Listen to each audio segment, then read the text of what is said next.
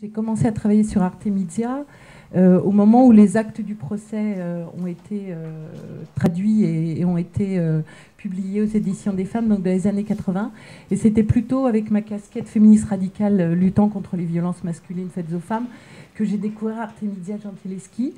Donc autour de ce premier acte de procès pour viol qui ressort, un des premiers actes de procès pour viol qui ressort dans l'histoire européenne, qui a donc été traduit au milieu des années 70 de l'italien au français et publié aux éditions des femmes. Donc c'est d'abord en tant que féministe que je le découvre, comme énormément de féministes et de lesbiennes bien sûr. Et c'est vraiment un document qui est assez extraordinaire, mais que je pense on a mis en avant beaucoup plus, comme tu le disais, que l'œuvre et le travail de la peintre Artemisia Gentileschi. J'aimerais bien qu'on aborde ensemble aussi, et grâce aux éditions tierces que j'ai redécouvert sur le genre de l'histoire, un cahier du Griffe, merci Nadia, sur justement qu'est-ce qu'être des femmes exceptionnelles, quelle est l'analyse autour du fait que dans cette société machiste, etc., on ressorte des femmes comme ça exceptionnelles, et qu'est-ce qui fait que c'est l'arbre qui cache la forêt. Et je trouve que ça aussi, c'est vraiment en ce moment quelque chose d'assez intéressant, et pour cet artiste qui peut être à la mode en ce moment, parce voilà, c'est un courant en ce moment qu'on ressort, mais allons-nous plus loin dans l'analyse féministe un tant soit peu radicale de tout ça.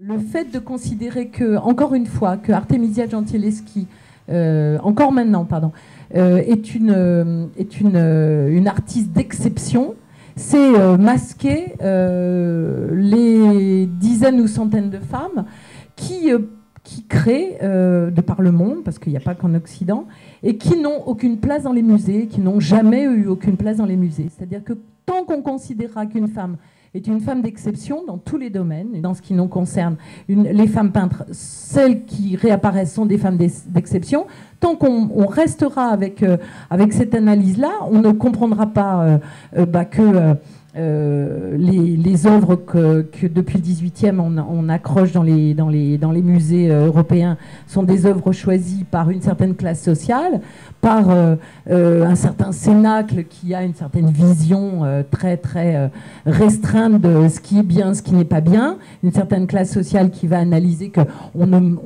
n'achète pas pour le musée parce qu'il ne faut pas montrer et on va dire déranger le public qui va ensuite venir au musée.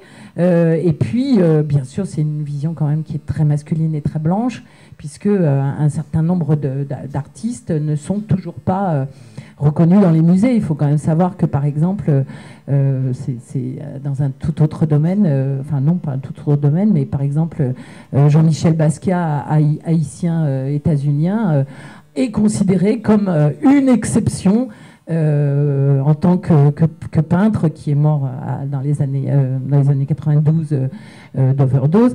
C'est encore une exception d'un peintre d'origine africaine. Donc c'est absolument délirant.